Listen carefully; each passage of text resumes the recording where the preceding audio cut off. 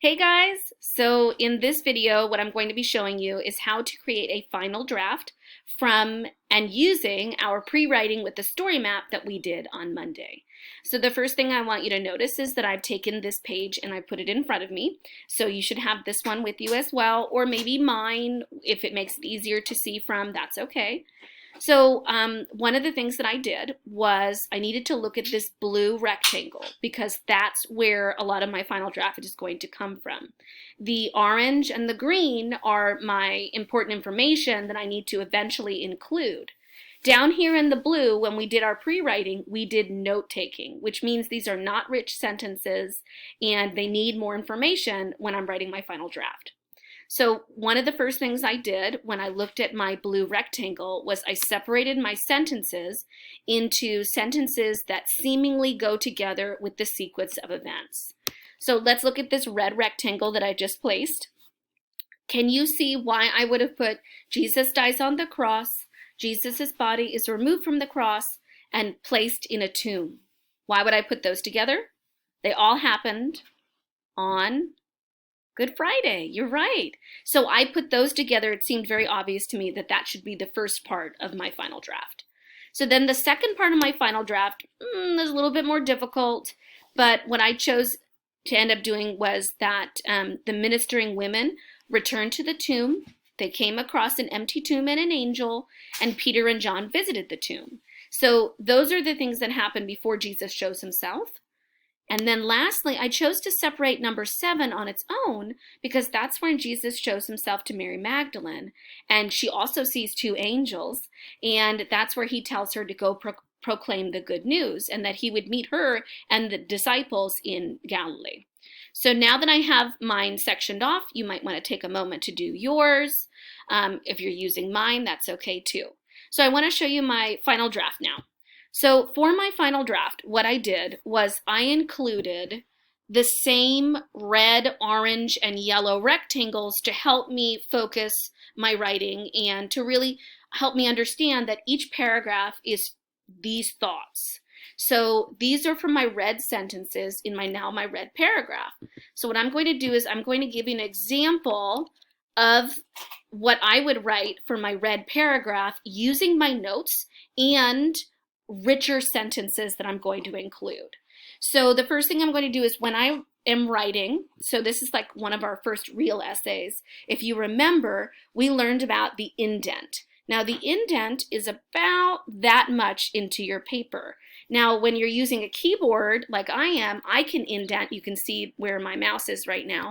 I can indent by pressing the tab button, and it just gives me a little space. That tells the reader that I'm starting my thoughts for this paragraph, and then for my next paragraph, I'm also going to use a tab. So let's get started. So my first note from the red was that Jesus dies on the cross, but that's not fleshed out enough. I can add more information. So why don't I add the where and the when, and we'll see how we feel about that. So why don't we announce when it happened? Jesus died on the cross at 3:00 p.m. The cross had been placed on a hill called, do you remember its name? That's right, Golgotha. Now, what I've done is I've taken Jesus died on a cross and really added more information. Now, if I'm really good, I'll add more background to what happened in that moment. At the exact moment Jesus died, the sky turned, do you remember? Black. And the temple curtain tore in two. So that really helps the reader to understand that in this moment, that's when they realized that Jesus, many of the soldiers even, they're said in the Bible that the soldiers realized then that he truly was the Son of God. And so when the temple curtain tore in two, the sky turned black. And if I really wanted to add it, I could even say some report that an earthquake happened in that moment. So here is my first sentence, which I made much richer. I added more information. So now I'm going to go to the second part of my red notes, and that was Jesus's body. Let's actually go back to my pre-write, and you can see what I wrote. Jesus's body is removed from the cross. So at this point, I'm still within my red, and I'm starting right here where my last sentence ended. I need to think about who was there and maybe what they did. Let's see where I go from here. So I remember that the person who took Jesus's body was named Joseph. Joseph of Arimathea.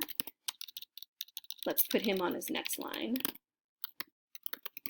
Asked to take Jesus's body down from the cross.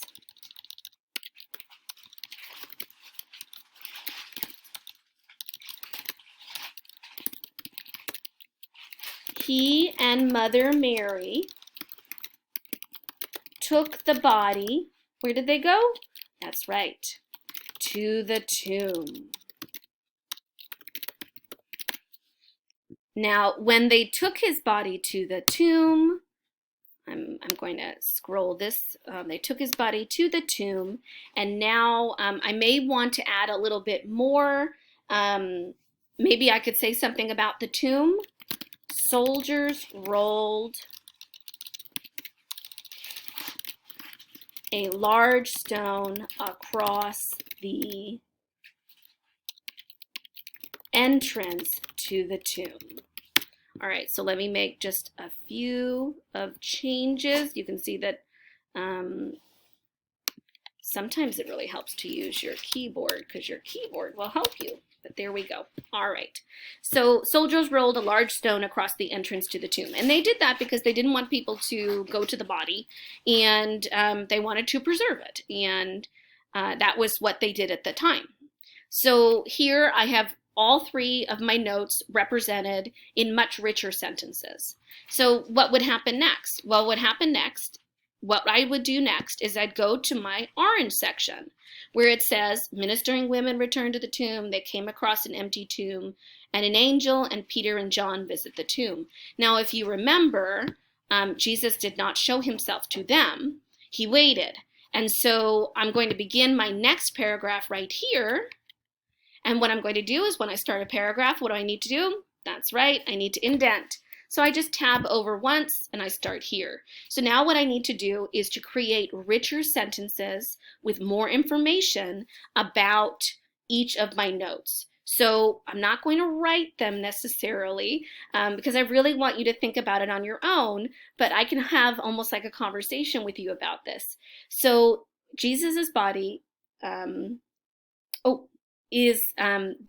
who was going to come take it? The ministering women came to the tomb to do what?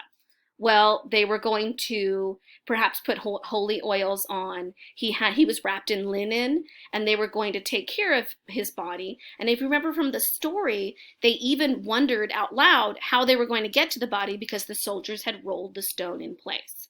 All right. So then the next part was that they come across an empty tomb. Oh my gracious. And they go inside and they actually see the linens on the slab where they had put his body. And they see that he's not there. And in his place is an angel. And the angel tells them to go tell the disciples that Jesus has risen from the dead. So there we go.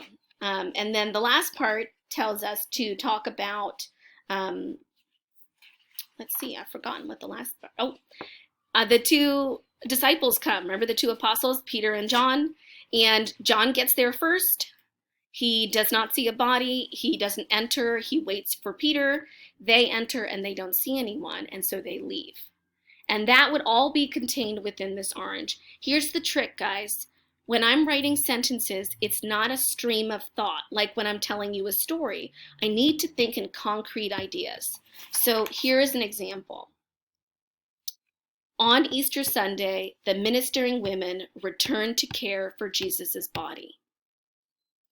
that's what I said, but that's in a complete thought. So if your parents help you to, if you have a conversation and they help you to narrow down your thoughts, that's what they're doing. They're showing you how to take what we would use as conversation and instead put it into writing, which is very different. So once we filled out the orange, then we go to the yellow, and those yellow sentences are all about Mary Magdalene and how she goes to the tomb. And if you recall, she sees nobody, and she's frightened. There were two angels, and they ask her what's wrong, and she explains, and then she leaves the tomb, and she's in this garden where the tomb was, and she sees a man. She thinks he's the gardener, because Jesus at the time, especially at that moment, he often shielded his image from people so that they couldn't recognize him until he wanted them to. And so he asked her why she was crying, and she said, someone stole Jesus's body. And she says, if you did that, return him to me. She wasn't going to get mad at him. And then all he has to say is her name. And he says, Mary. And she says, oh my gosh, that's Jesus. And Jesus tells her to go into Galilee, to tell the disciples and the apostles, and to spread the good news. Now, as I'm ending my writing, perhaps what I want to do is I want to go to the end of my yellow. And this is where you get to be a little bit creative. And maybe I want to add a few sentences about how I feel about these series of events. So I think I'm going to start with the title that my page came with, which is Hosanna, which means it's the term that they used when Jesus came in on Palm Sunday. And we can also use the term Alleluia. Alleluia. Jesus rose from the dead on Easter Sunday. Christians, even today, spread the good news of his rising. Okay, so here what I've done is I've chosen to add a sentence at the end, which is a closing sentence, where it really shows how I feel about this moment and even ties it to the future, which is now. So 2,000 years later, we still celebrate that, that Jesus rose from the dead on that Easter Sunday. So I hope you've enjoyed. I hope this makes sense. And remember, if you ended up making your pre-writing your final draft, that's okay too. But here's an example of how you can really create a nice final draft from your pre-write. Excellent work. Super proud of all of you. Talk to you soon.